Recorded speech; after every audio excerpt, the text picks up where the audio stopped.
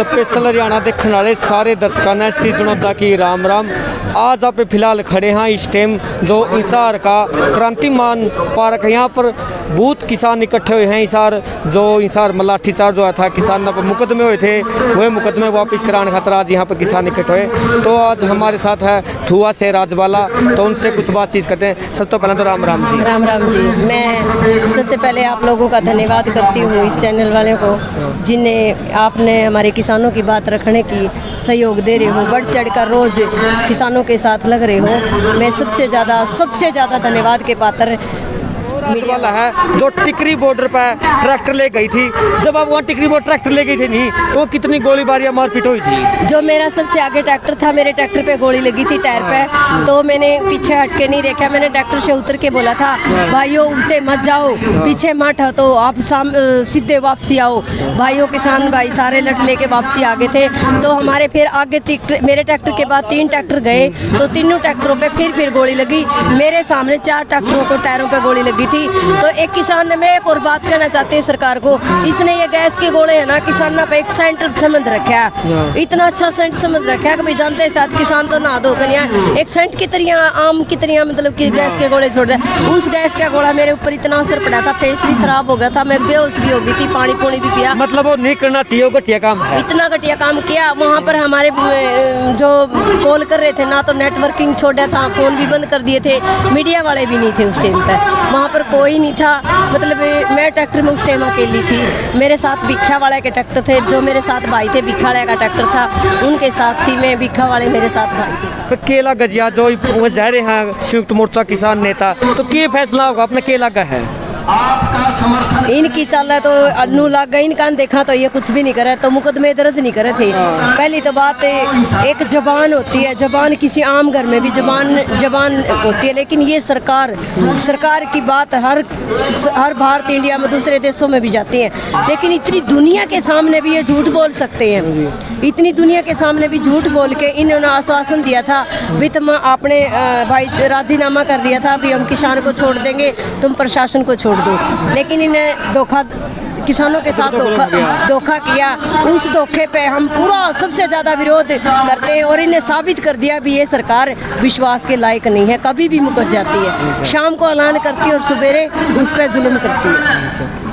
जिस पर उस दिन किसानों पर लाठीचार्ज हुआ था, आज भी केला का था वो लाठीचार्ज हो सका था या नहीं? आज हमने, लेकिन मेरा दिल मानता है आज लाठीचार्ज नहीं करे थे, क्योंकि नन्नू बेरा है, आज थारे जमाई सारे आ गए हैं। मतलब आज किसान फुल तैयारी में रहे हैं, फुल तैयारी में। लेकिन उस दिन तो थोड़े बहुत को लाठी लुठी ले रहे होगा, आज हम लाठी भी नहीं लेके आए भैया तो है, लेकिन आज संख्या ज्यादा है। आज हमारे जो दिल से आए है ना, पूरी सोच के आई है, हमारी सोच पे पीछे है। आज हम बख्शा भी नहीं थे, अगर हमारे साथ कोई ऐसा होता तो बख्शा भी नहीं थे। जिस प्रकार आज आए किसान की संख्या बहुत ज्यादा दिख रही है, तो इसका क्या असर पड़ेगा आंदोलन पर?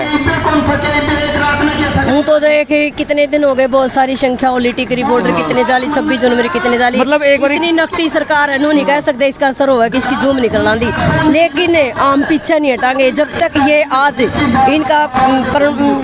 इनका जो कमेटी गई है अपनी, उस कमेटी का फैसला नहीं आ जाता, इतना हम यहाँ से उठ के जाएंगे। अगर फैसला हमारे हक में नहीं होगा तो हम यहीं बैठेंगे।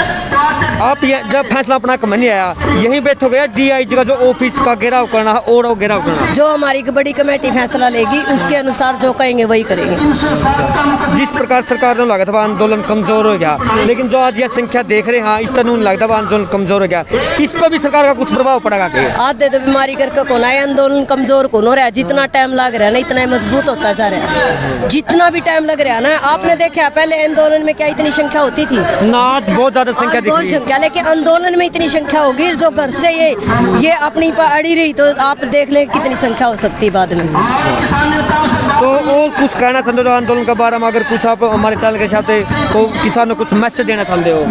किसानों को तो मैं यही मैसेज देना चाहती हूँ, वैसे तो किसान हमारे इतने भोले नहीं रहे, सब समझ चुके हैं, सबको पता हुआ, बच्चे को पता है इस चीज़ के लिए, लेकिन मैं एक बात सरकार को कहना चाहती हूँ, भाई इतना निर्दयी मत बने, इतना जुल्म मत कर इन किसानों को देख के।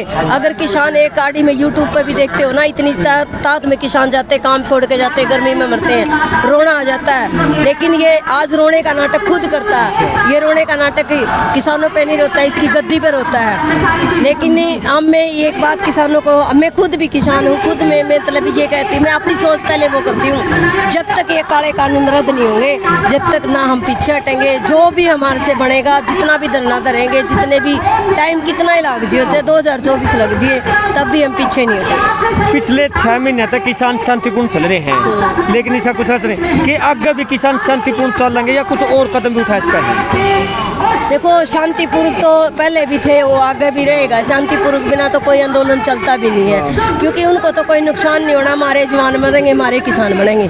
अगर हम गरमाई भी कर लेंगे तो किसान भी हमारे हैं, जवान भी हमारे हैं। आपस में ये इस इंडिया को ऐसा बना दिया, आपने देखा था, हम पाकिस्तान जैसे बना दिया, जैसे दूसरे देश में आया, तार लगा दी, किले लगा दी, इतना इंतजाम करने लग जाती मिलिट्री, भैया कोई दूसरा देश के। इसने यहाँ पर जाति पे लड़ाए, पहले जाति पे लड़ाए, अब किसानों को भाईचारे में लड़वाने लग रहे हैं। आपने देखा कितने सारे झगड़े होने लग रहे हैं। सिर्फ इसका एक ही मकसद है, भी इनको आपस में बढ़ा कर इन्हीं को मार दो, या तो कोरोना की तरह से कम मर रहे होंगे इस पर, या वो लड़ा के मारेंगे। ठीक है, धन्यवाद जी। Thank you. तो जो वीडियो देखने लग रहे वीडियो ने शेयर कर दियो।